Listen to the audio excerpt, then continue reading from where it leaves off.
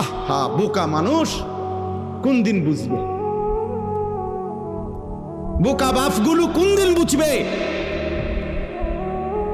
হযরত ওমর রাদিয়াল্লাহু তাআলা আনহুর একটা ছেলে জীবনে একবার নবীজি সাল্লাল্লাহু আলাইহি ওয়াসাল্লামের একটি কথার বিপরীতে বিরোধিতা করে নাই, একটা যুক্তি দেখাইছিল, পাল্টা একটা ভিন্ন যুক্তি দিছিল। হযরত ওমর রাদিয়াল্লাহু তাআলা আনহু মৃত্যু পর্যন্ত ওই সন্তানের সাথে আর কথা বলে না, কথা বলে না।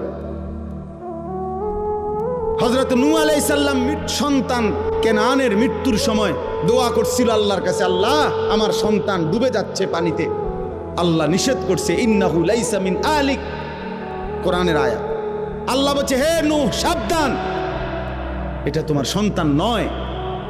ইন্নাহু আমালুন গায়রু সালেহ, এটা বেআমল, গায়রু সালেহ, এর সমস্ত কর্ম অসৎ কর্ম, এ নাফরমান, এ আল্লাহকে সেজদা দেয় নাই, মালিকের গোলামি করে নাই, এটা তোমার সন্তান হইতে পারে না।